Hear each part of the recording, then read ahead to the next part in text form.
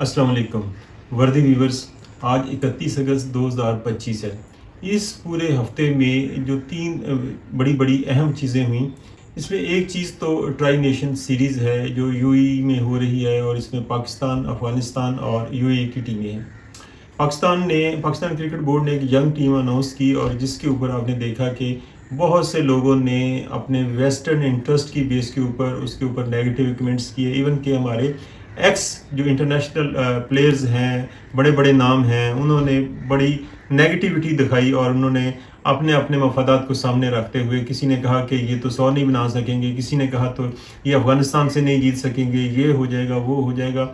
मगर इस young team ने शारजा स्टेडियम में इन तमाम लोगों के मुंह बंद करवा दिए, और लगातार 2 मैच जीतकर अपना लोहा मनवाया। और सलमान अली आगा जो कि नए कैप्टन है इस यंग टीम के, उन्होंने इन तमाम बड़े बड़े सो कॉल्ड प्लेयर्स के मुंह बंद करवा दिए। तो इसलिए कहते हैं कि कुछ बोलने से पहले कम से कम सोच लेना चाहिए, और हमेशा मुल्क की मफाद की बात करनी चाहिए, ना कि अपने अपने मफादात की। और ये तरह तरह की जो बातें कर रहे थे ये सारे लोग, ये मुल्की मफाद के ख़िलाफ़ अपने अपने मफादात को लेकर, अपनी अपनी जो इनकी कमिटमेंट्स हैं उसको लेके ये बातें कर रहे थे। तो मेरी रिक्वेस्ट यहाँ पे ये है कि जब इस तरह का कोई मौका हो, इस तरह का कोई सिनेरियो हो, तो हमें सिर्फ अपने मुल्क की बात करनी चाहिए, कौमी इत्तेहाद की बात करनी चाहिए, अपनी नेशन की बात करनी चाहिए। इस तरह के मौके एक स्कैटर्ड ओपिनियन के लिए नहीं होते, बल्कि एक यूनाइटेड नेशनल ओपिनियन बिल्ड करना चाहिए। दूसरी बात, मैंने कल एक व्लॉग डाला था जो पाकिस्तान के ऊपर इंडियन एक वाटर अटैक हुआ है, और पाकिस्तान के रिवर्स में एक फ्लड की सिचुएशन है। इस सिलसिले में इसको फर्दर इसके ऊपर थोड़ा सा मैं एलेबोरेट करना चाह रहा हूँ। एलेबोरेट ये करना चाह रहा हूँ कि अभी फिर कुछ दरियाओं में इंडिया ने पानी छोड़ा है।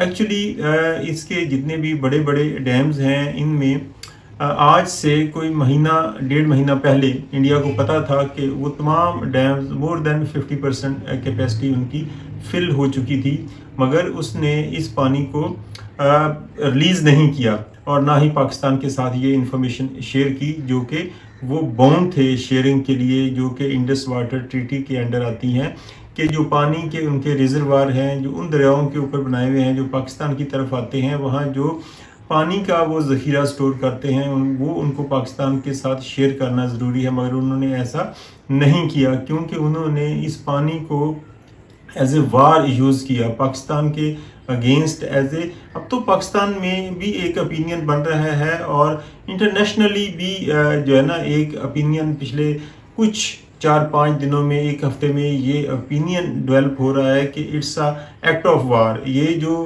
भारत ने पाकिस्तान के ख़िलाफ़ एक आबी दहशतगर्दी की है, ये इसको लोग एक्ट्स ऑफ वार कह रहे हैं, क्योंकि उसने पानी को ज़ख़ीरा किया। ज़ख़ीरा करने के बाद उसने उस पानी को उसकी हाईएस्ट लेवल, उन डैमों की जो 100% लेवल है, उन तक ले गया, और फिर अचानक वो पानी छोड़ दिया। उसने इस पानी को एज ए जो है ना एक डिफेंस स्ट्रेटजी के तौर पे पाकिस्तान के अगेंस्ट यूज़ किया। वो जो मई में पाकिस्तान से एक जंग हार चुका था, उसका बदला लेने की कोशिश की। ये एक नेगेटिव सोच थी इंडियन माइंडसेट की, जो पूरी दुनिया ने देखा कि एक आबी दहशतगर्दी के नतीजे में बहुत सी कीमती जानें ज़ाया हुई पाकिस्तान में, लाइफ स्टॉक का नुकसान हुआ, और इस तरह से बहुत सी फर्टाइल लैंड का भी ज़ाया हुआ। तो इसके ऊपर आने वाले दिनों में पाकिस्तान को सोचना होगा कि हमें इसके ऊपर क्या करना है, क्योंकि मोदी को और उस एक मोदी माइंडसेट को इस तरह से बिल्कुल ओपन हैंड नहीं दिया जा सकता कि वो जैसे चाहें वैसे ही करें। इसके ऊपर एक हमें प्लान करना चाहिए कि हमें प्री रिएक्ट कैसे करना है, और दूसरा ये कि इस तरह की सिचुएशन को मैनेज कैसे करना है।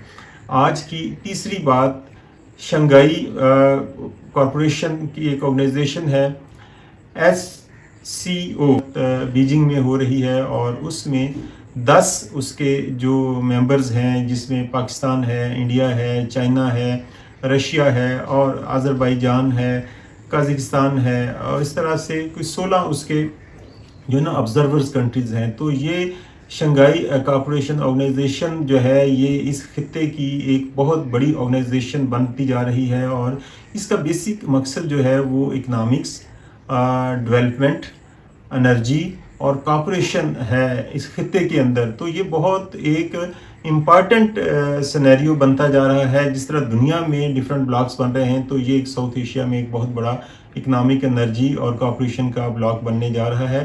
یہاں پہ مودی صاحب بھی گئے ہیں اور پاکستان کے وزیر اعظم میاں شہباز شریف صاحب بھی گئے ہیں۔ میاں شہباز شریف صاحب کو ایک warm welcome, red carpet welcome دیا گیا چائنا میں، جو ایک فرینڈلی کنٹری کو دیا جاتا ہے، اور بہت اچھا استقبال دیا گیا۔ میاں شہباز شریف پاکستان کے وزیر اعظم چائنا کے صدر شی ایسی سے بھی ملاقات کریں گے، اور توقع یہ ہے کہ پوٹن سے بھی ان کی ملاقات ایکسپیکٹڈ ہے۔ سننے میں یہ آ رہا ہے کہ چائنا کی کوشش ہے کہ اس دوران پاکستان کے پرائم منسٹر میاں شہباز شریف اور انڈیا کے پرائم منسٹر نریندرا مودی کی بھی کوئی ملاقات ہو جائے، تاکہ اس خطے میں سچویشن کو امپروو کیا جا سکے۔ اب یہ ملاقات ہوتی ہے یا نہیں ہوتی ہے، یہ تو آنے والا وقت بتائے گا، مگر یہ اس خطے کی سب سے ایک بہت بڑی بیٹھک ہونے جا رہی ہے، اور آنے والے وقت میں اس شنگھائی کارپوریشن کا اس علاقے میں بہت اہم رول ہوگا۔ تو امید ہے کہ یہ آج کی تینوں جو امپارٹنٹ انالیٹیکل نیوز تھیں، آپ ان کے اوپر اپنا فیڈ بیک دیں گے، اور آپ سے ریکویسٹ یہ ہے کہ چینل کو آپ سبسکرائب کر لیں اور بیل آئیکن کو پریس کر لیں، تاکہ یہ اس طرح کی تمام اپڈیٹس آپ تک پہنچتی رہیں۔ السلام علیکم۔